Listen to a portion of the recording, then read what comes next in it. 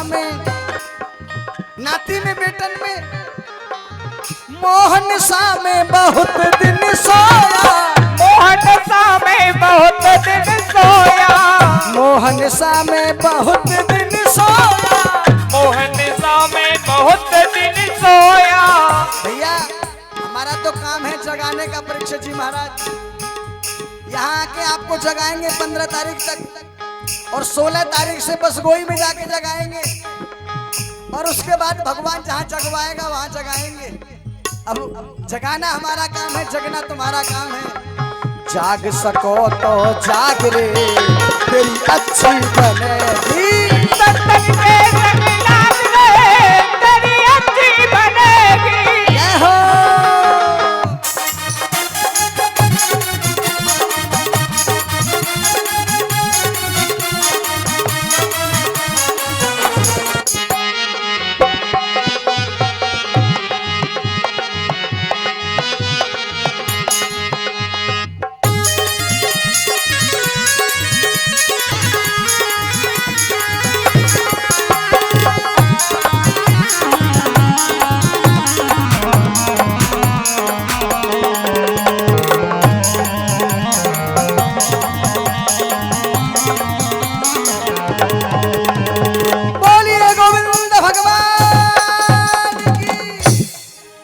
जय श्री।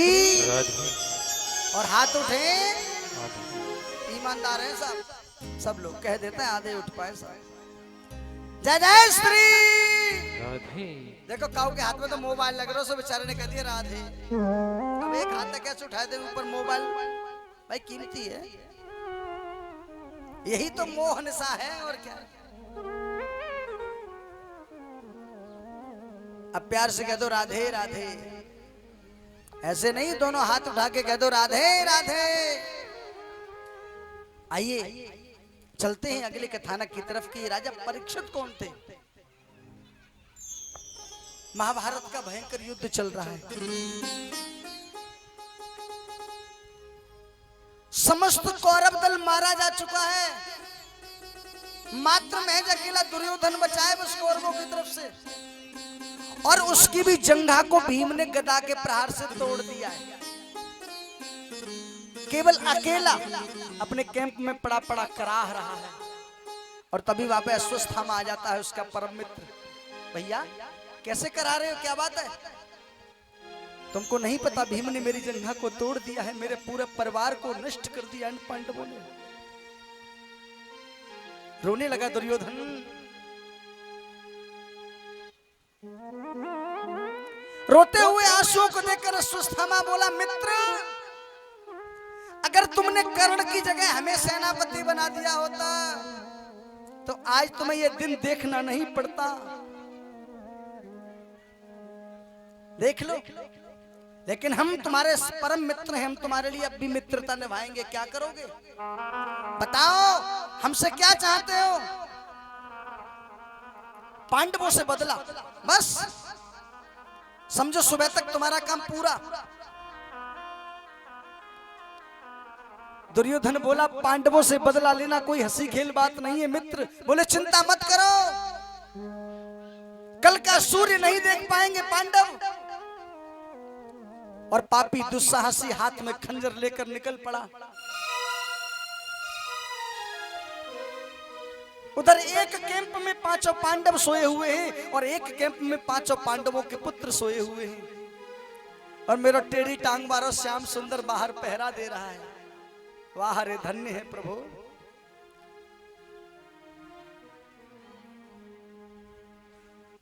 मारने वाला है भगवान, बचाने वाला है भगवान, पर बाल न बांका होता जिसका रक्षक कृपा निधान। परीक्षा, तीनों लोगों का स्वामी पहरा दे रहा है पांडवों का। अकस्मात अर्जुन की आंख खुली, बाहर निकलकर देखा, गुरुदेव आप अभी तक सोए नहीं। कन्हैया जी बोले, आपको तो नींद ठीक ठाक आ रही है ना। बोले, गुरुदेव आप जैसा गुरु किसी का पहरा दे रहा हो तो मेरे जैसे शिष्य को तो आराम से नींद आना स्वाभाविक है। कन्हैया जी बोले फिर भी अर्जुन न जाने क्यों मेरा मन करता है कि आज की रात अब तुम्हें यहां नहीं सोना चाहिए, यहां से चलते हैं। अर्जुन ने कभी अपने गुरु के खिलाफ बात नहीं बोली। गुरु ने जो बोल दिया तो यस, बोले ठीक है गुरुदेव। उठ करके जाने लगे, अपने पांचों पुत्रों को भी जगाया, अपने बाकी भाइयों को भी जगाया और चल दिए अर्जुन के पीछे, कन्हैया जी के पीछे पीछे। लेकिन कहते हैं ना बाल्यावस्था में नींद कुछ ज्यादा ही आती है। अपने 10, 12, 14, 15 साल, 18, 20 साल के बच्चों को सुबह सुबह जगाओ तब देखो। हाँ, एक बार मम्मी चदरा खींच के लग डाली आई, दोबारा उड़ के सो गए।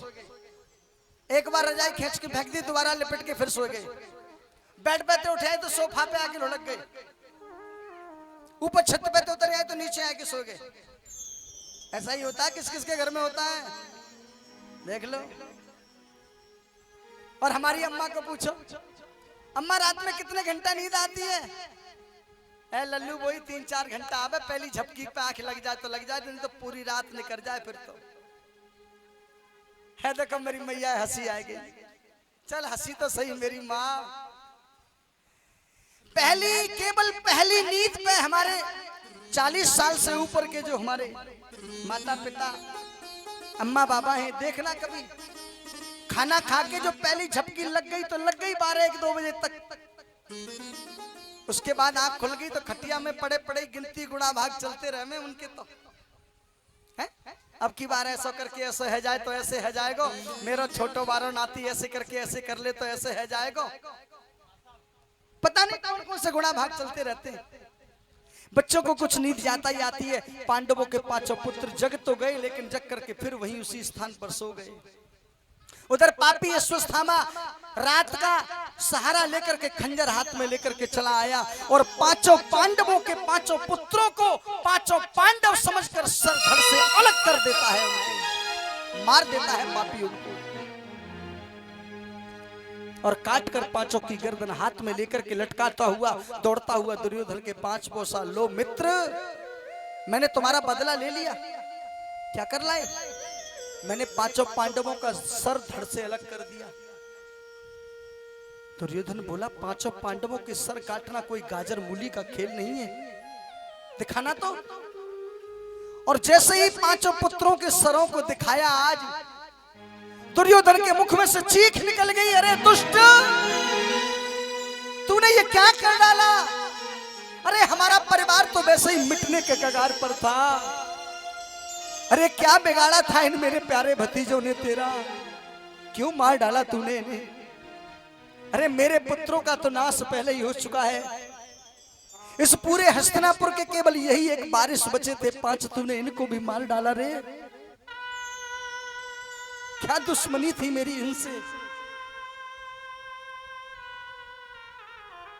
इतना दुख हुआ दुर्योधन को कि उन 5 भतीजों के सर को देखते देखते उसके मुख में से चीख निकली और उसने अपने प्राण त्याग दिए।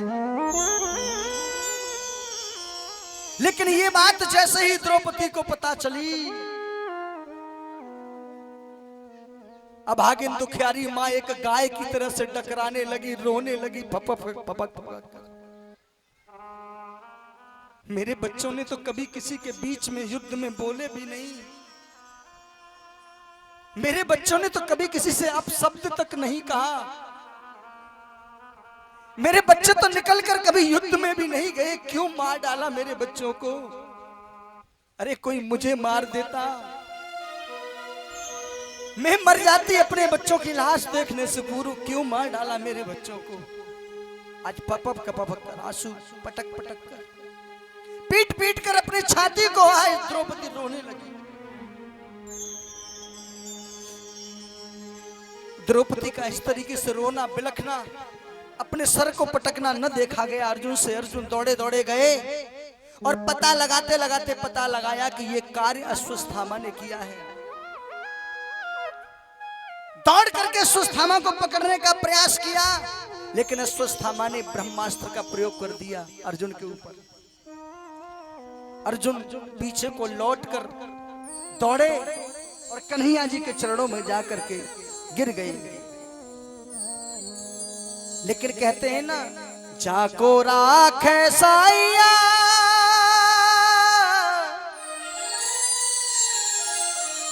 बाको मार सके ना को, और बाल न बाका कर सके जो जग बैरी हो। तुरंत मेरे कन्हैया जी ने याद दिलाया, अर्जुन विष औषधि विषम, विष को केवल विष ही समाप्त कर सकता है, लोहा लोहे से काटा जाता है। अरे तुम्हारे पास भी तो ब्रह्मास्त्र है, कर दो उसका प्रयोग।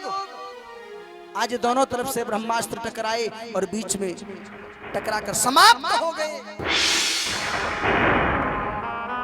अर्जुन ने दौड़कर सुस्थामा को पकड़ लिया और घसीटता हुआ उसको खींचते हुए लाए जहां पर द्रौपदी अपनी छाती पीट पीट कर रो रही है, अपने पुत्रों की लाशों को देख देख कर। पटक दिया ला करके, बोलो द्रौपदी इसको काट काट के मार दूं, जमीन में गाड़ के मार दूं, या इसकी सर धड़ से अलग काट दूं, बताओ इसको कैसी मौत दे दूं। तो जानते हो वो रोती हुई अभागन मां क्या कह रही है? मुच्यताम मुच्यताम मुच्यताम केशव, छोड़ दो इसको, छोड़ दो, ये तुम्हारे गुरु का पुत्र है, इसको मत मारो, ये ब्राह्मण का पुत्र है। वाहरी द्रौपदी, तेरे 5-5 बेटों को मार दिया जिसने, और वो पकड़ भी लिया, फिर भी क्या कह रही है? छोड़ दो। क्यों? इसके पिता को मार करके तुमने इसकी मां को विधवा तो पहले से ही बना दिया, गुरु द्रोणाचार्य को मार करके, और वो एक विधवा मां इस बेटा के सहारे जीवन काट लेगी। लेकिन अगर तुमने उसके पुत्र को भी मार दिया तो वो विधवा मां सर पटक पटक कर पागल हो जाएगी, वो कैसे जिएगी, इसलिए इसको छोड़ दो। अरे इसे मार देने से मेरे पुत्र तो जिंदा नहीं होंगे, और फिर मेरे पुत्र गए हैं मेरे पति के रूप में, तो तुम जिंदा हो, मैं तुम्हें देख करके जी लूंगी, लेकिन छोड़ दो इसको। और वैसे भी गुरु पुत्र कभी मारने के योग्य नहीं होता। अब अर्जुन धर्म संकट में फंस गए, क्या करें? युधिष्ठिर से पूछा, बोले भैया धर्म का काम करना जो कोई करो। भीम से पूछा, भीम बोले भैया अगर तुमने छोड़ दिया तो मैं मार दूंगा इसे। नकुल सहदेव बोले भीम भैया ठीक कहते, मार दो मार दो मार दो। अर्जुन धर्म संकट में फंस गए। तब अंत में जाकर के कन्हैया जी की तरफ देखा तो कन्हैया जी मुस्कुरा रहे थे खड़े खड़े। अर्जुन बोले गुरुदेव आप मुस्कुरा रहे हो इस संकट की घड़ी में? बोले भैया जब तक हमसे कोई कुछ पूछता नहीं हम अपनी राय नहीं देते।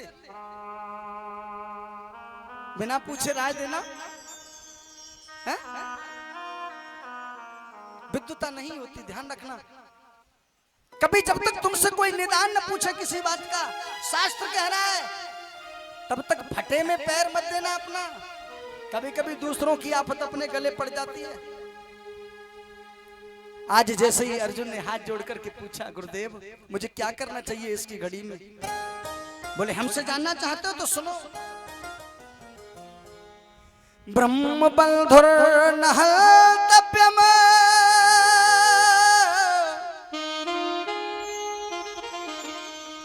आतताई बधाहणं मये वो भयमापनात परिपाहानुशासनम्।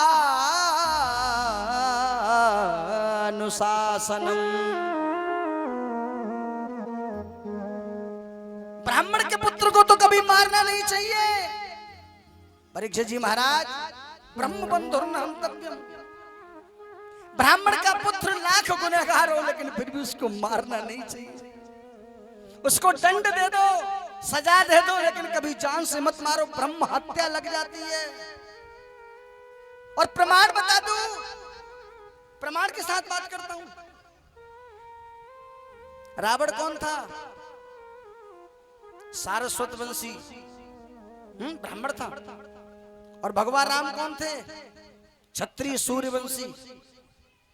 देख लो रावण के वंशज तो आज भी मिलते हैं सारस्वत ब्राह्मण, लेकिन भगवान राम के वंश को आज तक गूगल खोज रहा है कि अंत में एंड पीढ़ी कहां पर और कहां रही है। इसलिए महाराज ब्रह्म बंधर नहतव्यम आतताई बधारणम पूजिए विप्र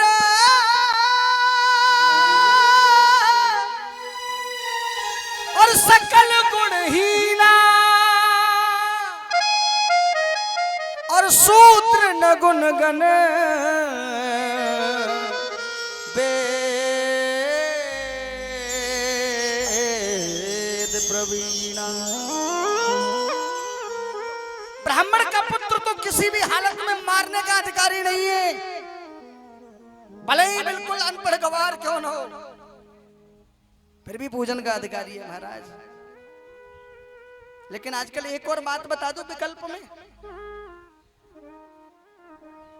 माफी चाहूंगा मेरा कोई ब्राह्मण भाई बैठ करके इस बात को सोचे तो। ब्राह्मण भी दो प्रकार के हो गए महाराज, एक तो पंडित एक खंडित। हाँ, नाम फलाने सिंह शर्मा जी या फलाने सिंह सारस्वत या गर्ग गॉड कुछ भी, और काम सूर्य अस्त और पंडित जी मस्त। लंबी नार की और लंबी नार को 2 व्हीलर 4 व्हीलर सब चल लो है। हाँ भैया, पर एक और बात ध्यान कर लेना, जन्म से नहीं कर्म से महान होता है इंसान। कर्म जैसा तू करेगा भोग वैसा पाएगा, और कर्म ही अगले जन्म में काम तेरे आएगा। कर्म से आबाद होगा, कर्म से मिट जाएगा, और कर्म करनी के तू बंदे नहीं बाद में पछताएगा। महाराज कर्म की महत्ता बहुत बड़ी है, इसलिए आज जैसे ही ज्ञान दिया मेरे कन्हैया जी ने अर्जुन को, भैया ब्राह्मण का पुत्र मारो तो मत, लेकिन इसने छोटे छोटे बच्चों को मारा, ये आता है इसलिए इसको छोड़ो भी मत। अर्जुन बोले भगवान मैं समझ नहीं पाया, बोले इसे मार भी दो और छोड़ भी दो। भीम बोले तुम्हारे जैसे न्यायाधीश 10-5 और पैदा है गए ना, सोई न्याय है गए, बताओ इसे मार भी दो छोड़ भी दो कैसे हो सकता है। लेकिन अर्जुन इशारा समझ गए, जो अपने सदगुरु का सद शिष्य होता है वो गुरु का इशारा मात्र समझ जाता है। भगवान भावना से होते हैं। हमारे परीक्षित महाराज बोले गुरुजी जी पूरे पर्चा को सामान आवेगो का, जाकी रही भावना जैसी। भगवान केवल भाव के भूखे होते हैं, भाव बिन कुछ भी मुझे दो वो मुझे भाता नहीं। और भाव से भाव हो तो रीझ जाता हूं मैं खाली पान पर, और भावना हो खीर खाड़ कुछ भी हो मेरे सम्मान पर। भगवान भाव के भूखे होते हैं, इसलिए महाराज आज गुरु के बताए हुए इशारे को शिष्य समझ गया 1 मिनट में, और अश्वत्थामा को पकड़ करके सर गंजा कर दिया। अश्वत्थामा का ऐसे रूप बना दिया उसे, और उसकी जो मस्तिष्क में तेज था, जो मणि थी जिसके कारण वो स्वस्थ रहता था, उससे कोई रोग नहीं हो सकता था, आरोग्य मणि, उसको खींच कर निकाल लिया और लात मारकर सभाने से धक्के मारकर निकाल दिया। लेकिन ध्यान रखना, जिसको लात नहीं लगी जिसको बात नहीं लगी उसको लात क्या लगेगी। खिसिया गया उसको तो बात भी लग गई और लात भी लग गई, और मन में संकल्प लेके निकला कि अगर मैं द्रोण पुत्र हूं तो मैं पांडवों का वंश नष्ट कर दूंगा। और सोचने लगा क्या करूं क्या करूं क्या करूं। उसको याद आया, ओहो जिस वक्त अभिमन्यु मारा गया था तो उत्तरा रोते रोते कह रही थी कि तुम्हारा ये वंश जो मेरी कोख में पल रहा है इसको मैं जन्म दूंगी, और तुम्हारे दुश्मनों से बदला लेने के लिए इसको तैयार करूंगी। ओहो अभिमन्यु का पुत्र बचा है अभी इनका वंशज, और दौड़ता हुआ पापी उत्तरा के शयन कक्ष की तरफ दौड़ा जा रहा है। और जाते ही पापी ने उत्तरा के गर्भ पर आग्नेय अस्त्र का प्रयोग कर दिया और उस अस्त्र के प्रयोग से उत्तरा के गर्भ में अग्नि धधकने लगी। उत्तरा एकदम चीखने लगी, पाहे पाहे महायोग देव देव जगत पते। हे तीनों लोकों के स्वामी परम ब्रह्म परमात्मा दीन बंधु दीनानाथ दया के स्वामी अंतर्यामी, मेरी रक्षा करो।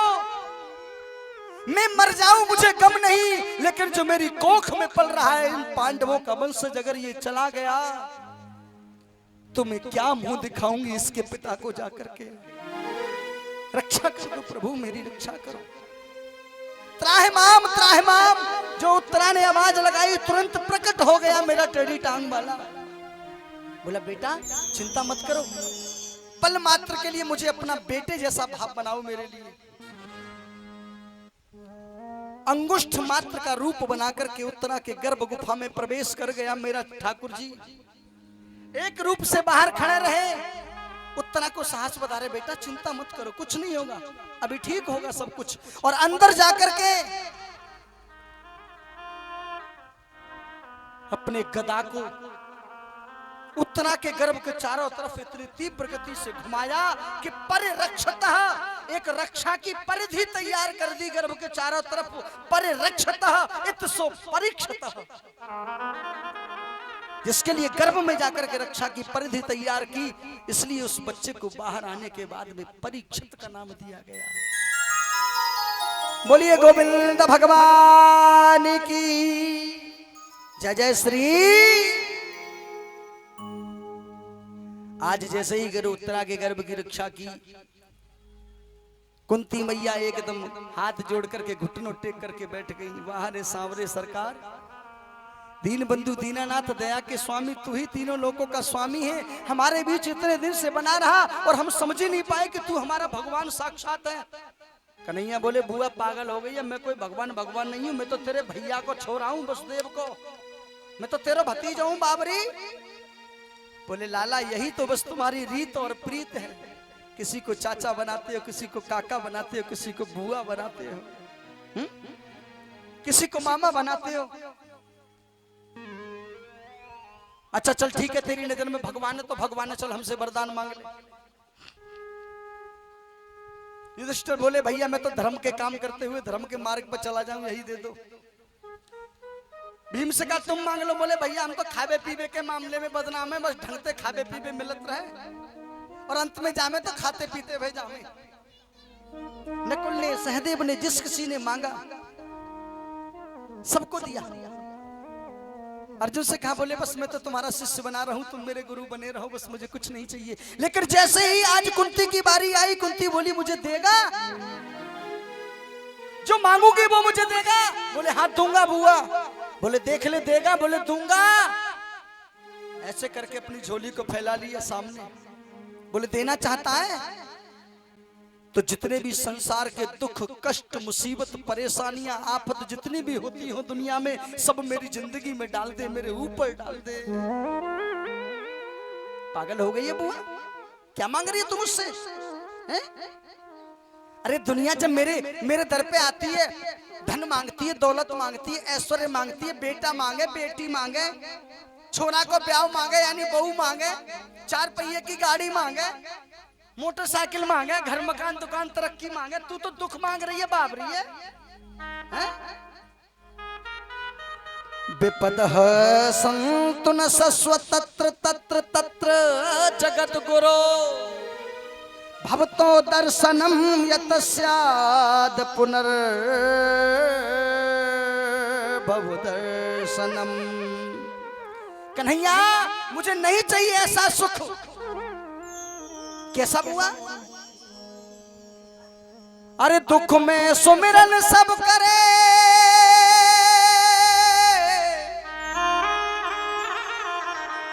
और जा सुख में करे न को।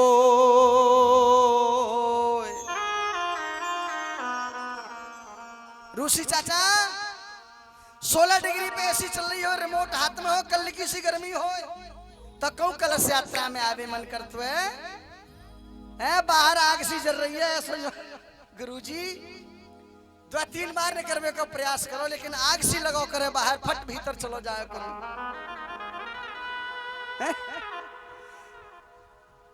दुख में सुमिरन सब करे,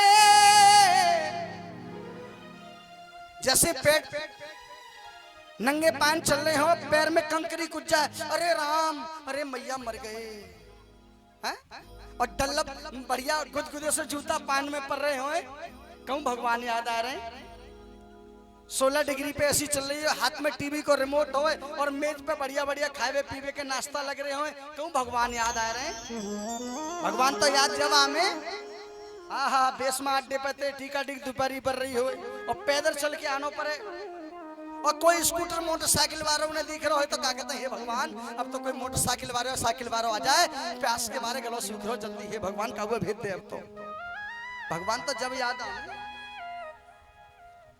दुख में सुमिरन सब करे पर सुख में करे न कोई, और जो सुख में सुमिरन करो तो प्यारे दुख का एक हो।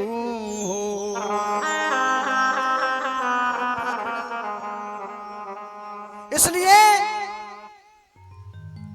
लाला मुझे केवल दुख दे दे, मुझे सुख नहीं चाहिए। मैं ऐसे सुखों को लेकर क्या करूंगी जिनमें मैं तेरी याद भूल जाऊं। मैं ऐसे सुख नहीं चाहती। बुआ हम तुझे दुख तो नहीं दे सकते। तुलसीदास बाबा ने बड़ी सुंदर बात कही है कि कह हनुमंता विपत्ति प्रभु सोई, श्री राम जय राम जय जय राम।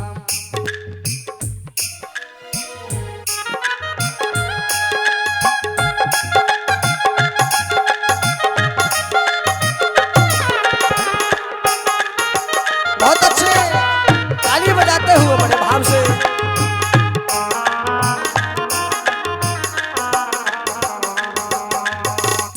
कहे हनुमंत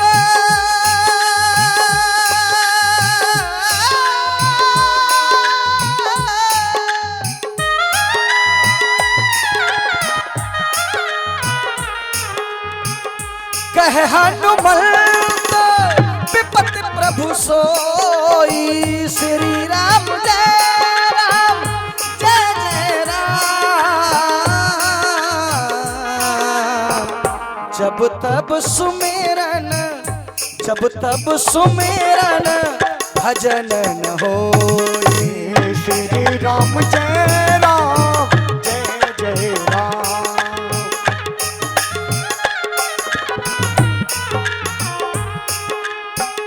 जब तब सुमेरन भजन न होई। विपत्ति को विपत्ति नहीं कहते, ध्यान रखना जीवन में, और संपत्ति को संपत्ति भी नहीं कहते परीक्षित महाराज। भगवान को भूल जाना ही सबसे बड़ी विपत्ति है, और भगवान याद बने रहे यही जीवन की सबसे बड़ी संपत्ति है। इसलिए ध्यान रखना, उठते बैठते चलते फिरते खाते पीते नहाते धोते गुरु नाम सहारा तेरा है। परिक्षितानी महारानी खाते पीते उठते बैठते चलते नहाते धोते चलता रहे बस, नाम जपन मत छोड़ देना, क्योंकि कलयुग केवल नाम आधारा। इस कलयुग में जो भी गति मिलेगी सदगति मिलेगी नाम के आधार पर मिलेगी, नाम जपने से मिलेगी तुम्हें। और सुमिर सुमिर नर उतर ही पारा, भगवान का नाम जो तुमसे आए, राम राम सीता राम राधे राधे जय श्री कृष्ण हरे राम राम राम हरे हरे जय माता की ओम नमः शिवाय, जो तुम्हारे मुख से निकले, चलते फिरते उठते बैठते नहाते धोते खाते पीते बस जपते रहो। हाँ, नाम जपने से पाई सभी ने गति। नाम जपते रहोगे तो परमात्मा का चिंतन बना रहेगा, और चिंतन बना रहेगा तो परमात्मा को स्वयं आकर तुम्हारे कार्यों की चिंता करनी पड़ेगी, फिर तुम्हें चिंता नहीं करनी पड़ेगी। और इसके विपरीत उल्टे, यदि तुमने परमात्मा का चिंतन छोड़ दिया और चिंता करने लग गए तो दुविधा में दोनों गए, माया मिलीन राम। ध्यान रख लेंगे। हेलो, चिंता करने में लगे रहे और भगवान का चिंतन छोड़ दिया तो दुविधा में दोनों गए, माया मिलीन राम। अगर भगवान का चिंतन करते रहोगे तो तुम्हारी सारी चिंताओं का निवारण ये अकेला टेढ़ी टांग वाला कर देगा बैठे बैठे। प्यार से कह दो राधे राधे। ऐसे नहीं, जरा जोर से कह दो राधे राधे।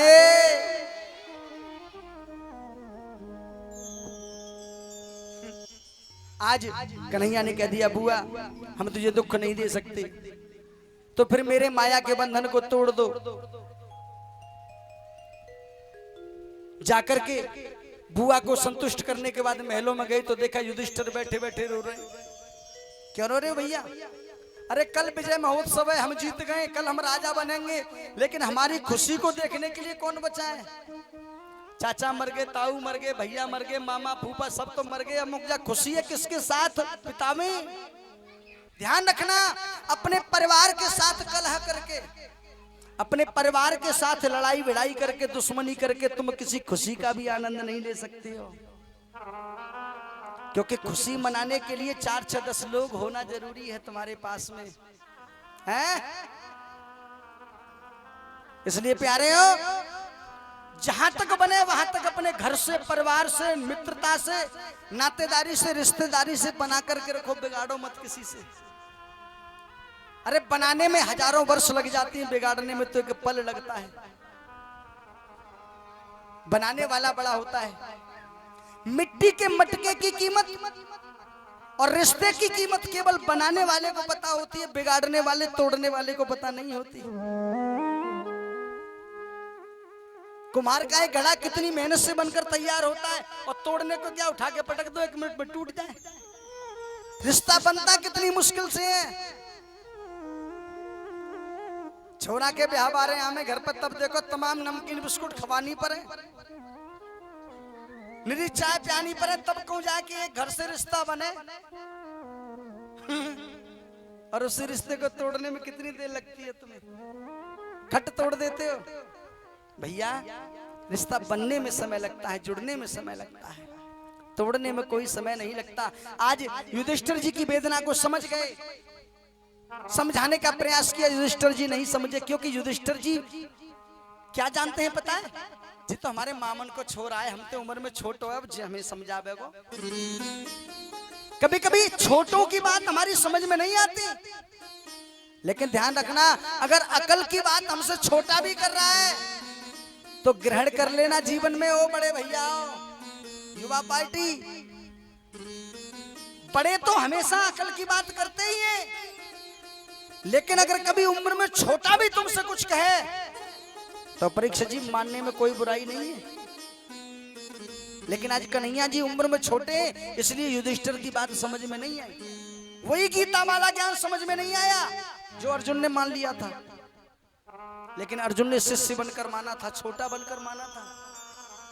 युधिष्ठिर के मन में कि मैं बड़ा हूं। ऐसे ही जब तक श्रोता के दिल में वक्ता के प्रति जब तक सम्मान नहीं होगा, तब तक उसके द्वारा बताई गई किसी भी बात का प्रभाव उसके जीवन में पड़ नहीं सकता। प्रभाव जब ही आएगा जब तुम ये मान लोगे कि भले हम उम्र में बड़े हैं, लेकिन ज्ञान में बड़ा तो जो है वो है जो हमें बता रहा है।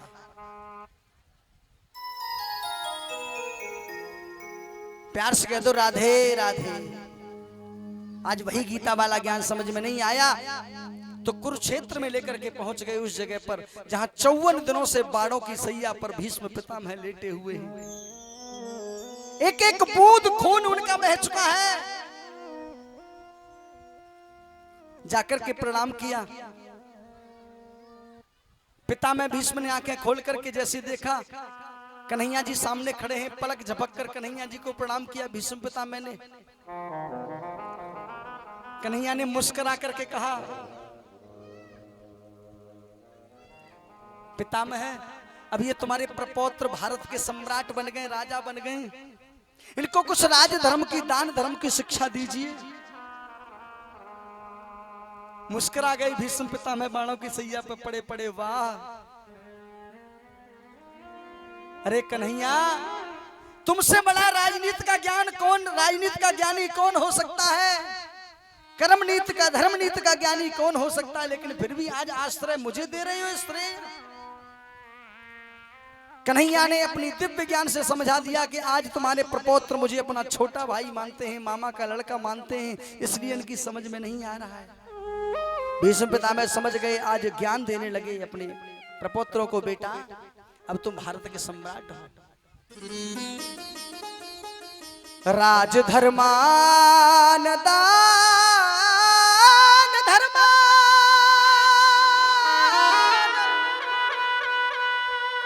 मोक्ष धर्मान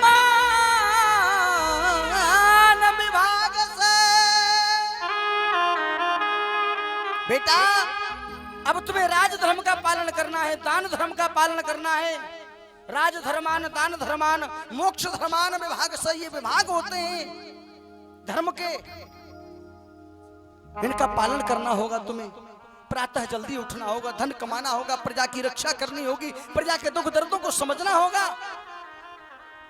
और इनमें से भी जो सबसे मुख्य बात है, आज भीष्म पितामह समझाने लगे, कहने लगे, बेटा आज के बाद ध्यान रखना इस बात का।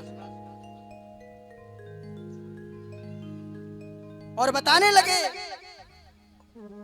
कि बेटा 3 बातों का मेरी का जीवन में ध्यान रखना। क्या? तन पवित्र सेवा किए,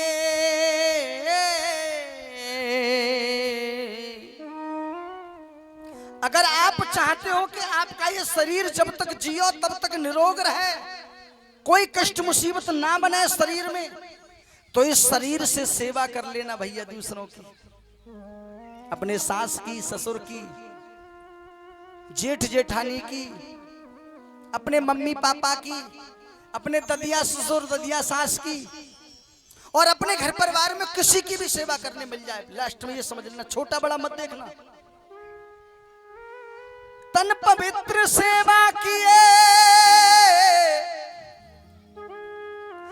और मन धन पवित्र किए दान। बुजुर्गों की कभी सेवा करके देखना बेटा, दूधन नहाओगे पूतन फलोगे, करुआ नींव से बड़े है जाओ, क्योंकि बुजुर्गों के पास दुआओं के सिवा कुछ नहीं होता। लेकिन एक बात ध्यान रखना,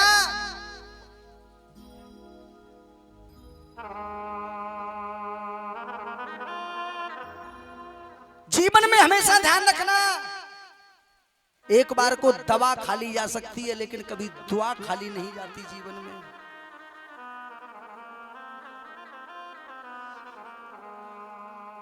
माँ की दुआ कभी खाली नहीं जाती, और ये तो वो दुआ है जो भगवान से भी टाली नहीं जाती प्यारे हो। अगर एक बार माँ, सास, ददिया सास, ससुर, पिता अगर सच्चे मन से कोई सर पे हाथ रख के आशीर्वाद दे दे, जैसे परीक्षित जी महाराज मुझे तुम्हारी माताजी देती है, जब भी आता हूं मैया के दर्शन करता हूं तो दोनों हाथ मेरे सर पे रख के दुआएं देती हैं। मैंने कहा मैया मुझे तो सब कुछ मिल जाता है मिर्जापुर में आके। माँ की दुआ कभी खाली नहीं जाती, और ये तो वो दुआ है जो कभी भगवान से भी टाली नहीं जाती प्यारे हो। इसलिए ले सको तो कभी किसी की दुआएं लेने का प्रयास करना, किसी की बद्दुआ लेने का प्रयास मत करना। भला किसी का कर न सको तो बुरा किसी का मत करना। तन पवित्र सेवा किए, धन पवित्र किए दान। अब जो मत कह दियो पंडित जी वो तुम अपने मतलब की बात कर रहे हो। दान करते रहोगे तो तुम्हारे जीवन रूपी जो बैलगाड़ी है ना, जिसमें एक पहिया पति होता है, एक पत्नी होता है, और उस गाड़ी में भरा हुआ सामान, उसके बच्चे, परिवार होता है, ये तुम्हारी गाड़ी सही सलामत चलती रहेगी भैया। उस प्रकार से जिस प्रकार से एक कोई नल है, रोज पानी चल रहा है, रोज पानी पी रहे हो, एक साल उस नल से पानी खींचना बंद कर देना, एक साल बाद उस नल का पानी चला करके पीना कैसा लगेगा? हेलो, रुका हुआ पानी, रुका हुआ धन, रुका हुआ साधु अपवित्र हो जाता है। रुका हुआ जल, रुका हुआ धन और रुका हुआ साधु एक जगह पर अपवित्र हो जाते हैं। ये तीनों सिद्ध, सिर्री और साढ़, ये तीनों घूमते फिरते रहे तब अच्छे रहते हैं। एक जगह टिक जाए तो पवित्र हो जाते हैं। पानी अगर एक जगह भर जाए तो सड़ जाता है, और धन अगर केवल कमा कमा करके ला करके रखने का ही काम हो, केवल जोड़ने का ही काम हो, उसमें से खर्च करने का काम न हो, अपवित्र हो जाता है। और फिर वो तीन जगह जाने लगता है, तीन कोटों में, काले कोट वालों के पास, सफेद कोट वालों के पास और खाकी कोट वालों के पास। माफी चाहता हूं, काले कोट वाले कोई बैठे हो तो बुरा मत मानना, वकील साहब के पास, सफेद कोट डॉक्टर साहबों के पास और खाकी कोट पुलिस वालों के पास। ध्यान कर लेना जीवन में, अगर इन तीन कोटों से बचना है, तन पवित्र सेवा किए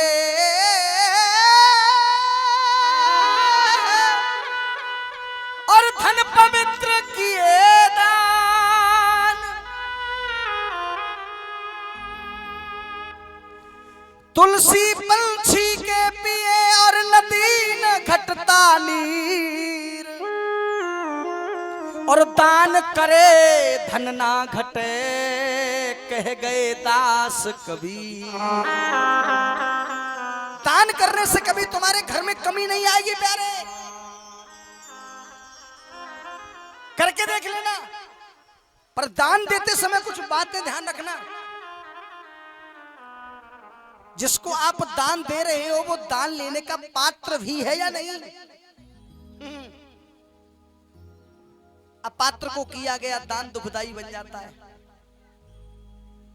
एक बार गांव लेवल पे एक भिखारी भीख मांगने आया,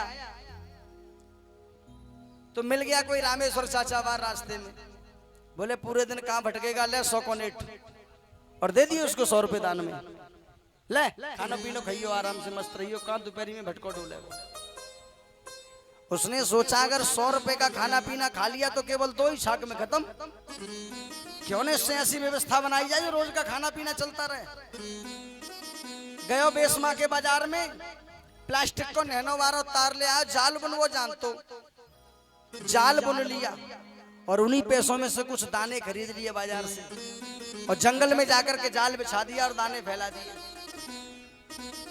अब तो भैया जैसे ही वहां में कबूतर चिड़िया जो भी खाए बिया में सब फंस जाएं, रोजाना पकड़े, आँच डरा के जंगल में उन्हें भूने और खा जाए। जीव जंतुओं को जाल में फंसा फंसा करके मार करके खाने लगा। ईमानदारी से सोचना, ये पाप कहां जा रहा है, इस पाप को कराने वाला कौन है? जिसने 100 रुपए दान दिए थे। कुपात्र को दिया गया दान तुम्हें पाप में भी डाल सकता है, इसलिए दान देते समय दान लेने का अधिकारी कौन होता है? वेद वेदांत का ज्ञाता हो, त्रिकाल संध्या करता हो, पूजा पाठ करता हो, क्योंकि दान लेने के बाद में उसके बदले यजमान के लिए इतनी दुआ करनी पड़ती है महाराज, कि हमारे तो 7 दिन की दुआ तुम लोगों के लिए ही की जाती है हमारे द्वारा। क्योंकि दान को पचा पाना कोई आसान बात नहीं है। दान लेने वाले को भी लिए गए दान में से दान अगर नहीं करता है तो उसका पतन हो जाता है। निरे पंडित जी मैंने देखे हैं ऐसे, निरे आचार्य जी देखे, 2-4 साल तो कटफूला से फूले वो, और बाकी बाद में जई ने पतो परी रात रात में उनको कहां गई धन संपत्ति, वो माल माया सब, क्योंकि उन्होंने दान लेने के बाद में कभी दिया नहीं। दान लेने वाले को भी अगर दान में से दान नहीं किया तो दान नहीं बचेगा। और दान लेकर के जिसने दान दिया है अगर उसके लिए दुआ नहीं की दिल से, उसके लिए पूजा पाठ प्रार्थना नहीं की तुमने, तो तुम्हारा पैसा मुझे रोगी बना देगा, ऋणी बना देगा, असंतृप्त कर देगा। इसलिए महाराज मैं तो ये कहूंगा कि दान देते समय बड़ी सावधानी रखना। और मोटी मोटी बात बता दूं, घर पे कोई साधु संत भिखारी आए तो कभी पैसे का दान करना ही मत। खानो खाजा भर के पेट, घर में जो बनाए हो सो रूखो सूखो साग सब्जी ते। पैरन में चप्पल जूता ना है, चल बाजार पहनवा दे। शरीर पे कपड़ा ना है, चल पहनवा दे। लेकिन पैसे नहीं देंगे हम तुझे। अरे आटा भी दे दोगे, बेच भी देगा, तब भी उसे एंड में कोई ना कोई खाएगा। लेकिन कभी पैसा मत देना। बड़ी चीजियों रिक्वेस्ट करके जा रहा हूं, उस तुम्हारे दिए गए पैसे से शाम को सूर्य अस्त और बाबाजी मस्त। जाकर के देख लेना किसी भी रेलवे स्टेशन पर रात्रि को 7, 8, 9, 10 बजे 2, 4, 10, 5 महात्मा पी के एकदम टुल्ल पड़े मिल जाएंगे। पूरे दिन भीख मांगते और सीधे सीधे यही कहते हैं, भैया एक चाय पीनी है 10 रुपया दे दे। जो कचौरी खानी है भैया 20 रुपया दे दे। मुझे भी मिलते हैं। जैसे ही कहीं गाड़ी रोकता हूँ पानी वानी पीने के लिए, कहीं किसी जगह मिल जाते हैं, वेशभूषा देख के आ जाते हैं, बोलिए तो हमारा ही भैया है। हाँ जा पता अच्छो मिल जाएगा मोटो। लेकिन उन्हें ये पता नहीं है कि जो हमारा दुश्मन है। बेटा ओ भगत ओ चेला, मैंने हाँ गुरुजी, बेटा भोजन करना है 50-100 रुपया को दान। मैंने कहा बिल्कुल 500 रुपए का भोजन खिलाऊंगा, चलो बैठो गाड़ी में, बढ़िया से बढ़िया रेस्टोरेंट में बैठ के खिलाऊंगा, चलो। सोई मेरे ऊपर नीचे देखने लग जाए। चाय पी लो, बिस्कुट खा लो, फैन खा लो, पापे खा लो, केला खा लो, सेब खा लो, कुछ भी खा लो। और खाना खाना है तो चलो मेरे संग में खिलाऊंगा बिठा के बढ़िया थाली। पैसे नहीं दूंगा, क्योंकि जिन यजमानों से मैं पैसा लाया हूं उनके लिए मुझे बैठ करके दोनों टाइम भजन भी तो करना है बाबा। और तूने भजन नहीं किया तो इसका पाप मुझे भी साथ में झेलना पड़ेगा। इसलिए I don't like this habit. इसलिए महाराज दान भी करो तो बड़े सोच समझ के करना। पात्र को दान करना जो तुम्हारा दान लेकर के तुम्हारे लिए पूजा पाठ कर सके, भजन कर सके, तुम्हारे लिए दुआ कर सके।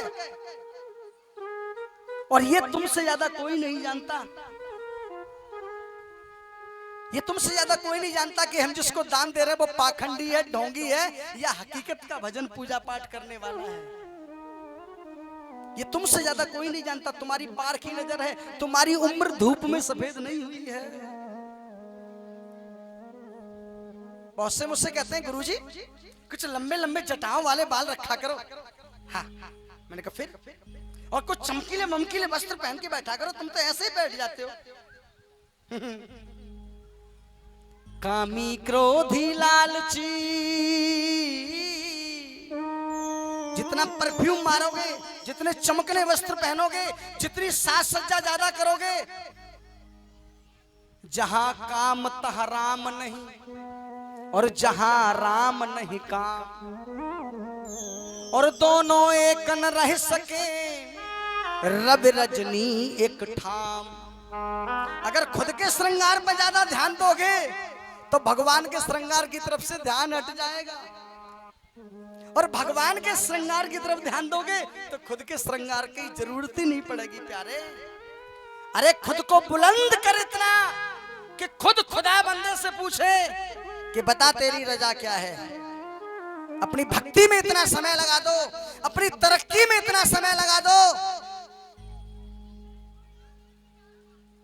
कि सामने वाले को तुमसे बोलने से पहले 3 बार सोचना पड़ा कि मैं किससे बात करने वाला हूं। जय जय श्री बोलिए गोविंद भगवान की। तीसरी बात आती है, तन पवित्र सेवा किए और धन पवित्र किए दान, और मन पवित्र हरि भजन के त्रिविध होत कल्याण। अगर अपने मन का कल्याण करना है, मन को लगा के रखना है, क्योंकि ध्यान रखना ये मन क्या है बता दूं तुम्हें। मन चाचा मन क्या है? शरीर रूपी रथ में इंद्रिय रूपी घोड़े लगे हुए हैं।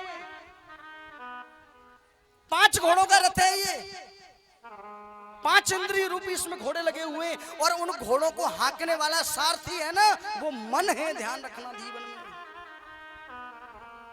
अगर तुमने ड्राइवर को ढीला छोड़ दिया इस मन को, तो तुम्हारे रथ को चला करके गड्ढे की तरफ ले जाएगा, बर्बादी की तरफ ले जाएगा, शराब मांस अंडा मीट की तरफ ले जाएगा, जुआ की तरफ ले जाएगा, झूठ बोलने की तरफ ले जाएगा, चुगली की तरफ ले जाएगा। और तुमने अपने सारथी को हर समय कस के रखा है, और इस रथ में बैठी है कौन? जीवात्मा, जो ये बोल रही है, देख रही है, सुन रही है, हाथ हिला रही है, पैर हिला रही है। अगर तुमने अपने सारथी की लगाम अपने हाथों में टाइट करके रखी, तो तुम्हारा रथ जाएगा अच्छे मार्गों की तरफ, सत्य की तरफ, तरक्की की तरफ, लंबी उम्र की तरफ, सद्बुद्धि की तरफ, घर कुनवा खानदान की तरक्की की तरफ, बहु बेटों में सद्बुद्धि के रूप में। इसलिए महाराज इस मन को बड़ा सावधानी से रखना। मन के हारे हार है, और इस मन के जीते जीत, और हार कभी ना होएगी, तेरी जोड़ ले सच्ची प्रीत। इसलिए मन पवित्र हर भजन के, इस मन रूपी बर्तन को साफ रखना है। तो महाराज परीक्षित जी, अगर इस मन रूपी बर्तन, अच्छा एक बात बताओ, जिसमें तुम जिस भगोने में चूल्हे पे, बात चूल्हे की या बरोसी की कर रहा हूं, सब्जी बनाते थे, खीर बनाते थे, दूध उबालते थे, तो उस भगोना को ऊपर से ज्यादा मांझ के रखते थे कि भीतर से?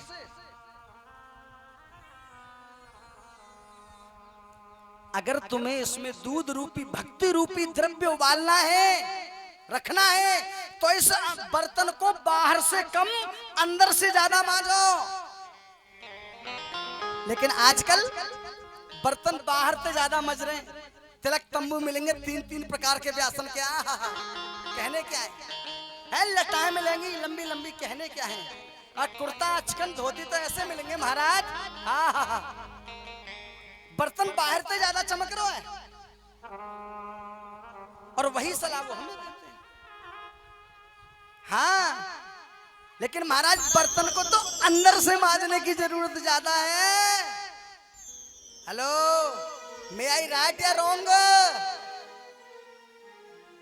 चाचा, आजकल बर्तन बाहर से ज्यादा चमक रहे हैं, भीतर हाथ नहीं मर पाता है सालों साल। भैया, इस बर्तन को अंदर से चमकाना है तो मन पवित्र हर भजन के, और त्यारो त्रविध हो कल्याण। इतनी बात समझाई, पांडवों की बात सारी समझ में आ गई। भीष्म पितामह की अंत में कन्हैया जी से विदा लेकर के भीष्म पितामह ने अपने शरीर के चक्र को, काल को पूरा किया। अंतिम संस्कार करने के बाद भीष्म पितामह का कन्हैया पांडवों को राजगद्दी पर राज्याभिषिक्त करके अर्जुन को लेकर के द्वारका चले गए। इधर जिस बालक की रक्षा की थी कन्हैया ने गर्भ में, उस बालक ने जन्म ले लिया। बालक जन्म लेते ही एकदम उठकर बैठ गया। पांडव चकित रह गए, ये कैसा बालक है? उठ करके बैठ गया, चारों तरफ देखने लगा, परिदृश्यतः देखने लगा इधर उधर। वेद व्यास जी से पूछा, भगवान ये कैसा बालक है? पंडित जी उठते ही बैठ गया, बोले ये अद्भुत बालक है। परीक्षित जी महाराज, एक बात और बता दूं आप सभी को, ये कथा परीक्षित महाराज और सुखदेव महाराज के बीच में क्यों चलती है, समझ लीजिए।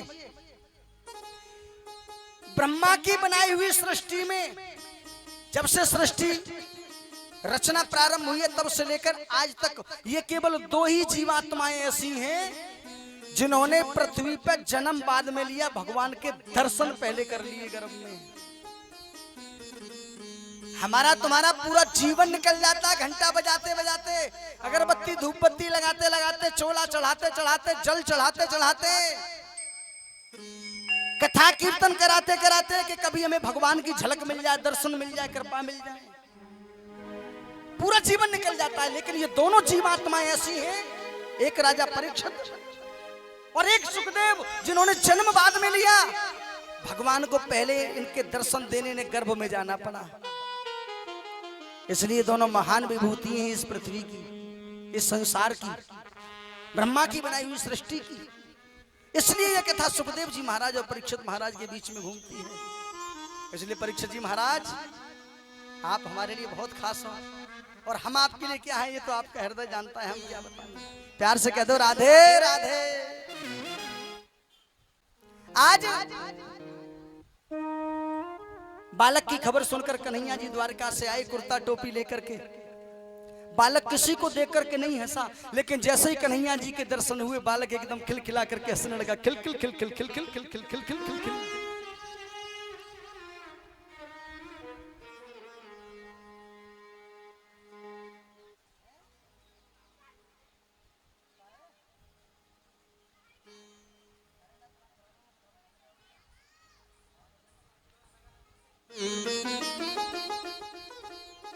बालक खिल खिल खिल खिल करके हंसने लगा।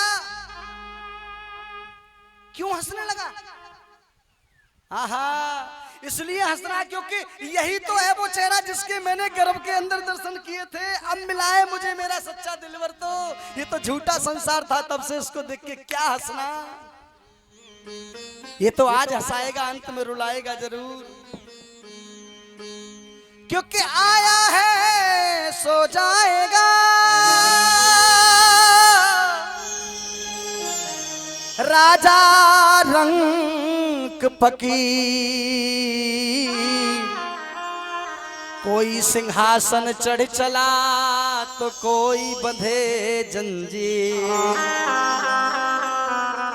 इसलिए खिल खिल खिल खिल करके हंसने लगे राजा परीक्षित। गोद में लिया, आशीर्वाद दिया। कन्हैया जी पुनः द्वारका के लिए चले गए। वहां जाकर के देखा कि द्वारका नगरी को श्राप लग गया है साधु संतों का। यदुवंशी आपस में लड़ लड़कर कट कट कर मर मर कर गिर रहे हैं। और देखते ही देखते अर्जुन की आंखों के सामने भगवान कन्हैया जी भी उनके पदम में बहेलिया बनकर के तीर मारा और छोड़ करके मृत्युलोक को अपने धाम को चले जाते हैं। अर्जुन वहां से रोते हुए, लड़खड़ाते हुए, गिरते पटकते हुए आते हैं। युधिष्ठिर ने पूछा, क्या बात है अर्जुन, क्यों रोते हो? क्या हुआ? ये उदासी क्यों है? तुम्हारा चेहरा तेजहीन क्यों है? भैया, जिन्होंने हमको महाभारत का युद्ध जिताया था, जिन्होंने हमें पशुपति अस्त्र दिलाया था, आज वो हमारे रक्षक कन्हैया जी अब नहीं रहे। युधिष्ठिर जी ने सोचा, जब हमारा आराध्य नहीं रहा तो पांचों पांडवों ने कहा, अब हमारा ही रह करके इस दुनिया में क्या होगा। तुरंत आनन फानन में अपने उसी प्रपौत्र परीक्षित को राजगद्दी पर अभिषिक्त करने की तैयारियां की जाने लगी। राजा परीक्षित बोले, बाबा मैं तो अभी बहुत छोटा हूं। बोले, बेटा 3 बातों का याद रखना, राज्य को संभालने में कोई दिक्कत नहीं होगी। बाबा कौन सी? एक तो घर पे आए हुए अतिथि का सम्मान सत्कार करना, साधु संतों की अवहेलना मत करना, कभी सम्मान रखना, इज्जत देना, और शरण में यदि शत्रु भी आ जावे तो उसको क्षमा कर देना। अपनी आंखों के सामने कोई अन्याय होते हुए मत देखना कभी जिंदगी में। राज्याभिषिक्त किया, गद्दी पे बिठाया और पांचों पांडव द्रौपदी को लेकर के, कुंती को लेकर के चल दिए स्वर्गारोहण के लिए। रास्ते में एक एक करके सब गल गए। कुंती मैया गल गई, द्रौपदी गल गई, नकुल सहदेव गल गए। द्रौपदी मैया प्रेम प्यार में भेदभाव करती थी पांचों के साथ में, अर्जुन से ज्यादा प्रेम करती थी, इसलिए गल गई। कुंती ने तो सुनते ही प्राण त्याग दिए थे हस्तिनापुर में ही कि क्या मेरा कन्हैया नहीं रहा। 6 बार जैसे रामायण में राजा दशरथ ने राम राम कहा था, राम राम कहे और राम राम कहे राम, उसी प्रकार से ठीक 6 बार कुंती ने कृष्ण कृष्ण कहा और अपने प्राण त्याग दिए थे। द्रौपदी को लेकर के द्रौपदी सबसे पहले गल गई। पक्षपात करती थी, प्रेम में ध्यान रखना। अपने घर में जितने भी बेटा बेटी, नाती नातिन, बहू हो, ओ सासू मैया तुम सुन रही हो, तुम्हें उमें बड़ी बहू आंखें लड़ते, छोटी बहू बड़ी लड़ती लगते। कब काऊ काऊ घर में छोटा छोरा बड़ा प्यारो लगे, बड़ो न्यारो करके दुश्मन लगे। पक्षपात मत करना अपने प्रेम में, ये शास्त्र कह रहा है। जो प्रेम में पक्षपात करता है उसको सबसे पहले गलना पड़ता है। बेटा आकाश मैं गल जाऊंगा। उसके बाद नकुल सहदेव गल गए। उनको अपने सुंदरता का, अपने रूप का, अपने यौवन का बहुत घमंड था। मैं सुंदर हैं, हम सुंदर हैं, हम जवान हैं। अश्विनी कुमारों से वरदान जो पाया था, कभी भी अपने रूप का, अपने सौंदर्य का कभी जिंदगी में घमंड गुमान मत करना प्यारे हो, नहीं तो तुम्हें भी गलना पड़ेगा एक दिन, ध्यान कर लो। उसके बाद भीम गल गए। ज्यादा खाते थे, ज्यादा खाना भी अपने आप को गलाने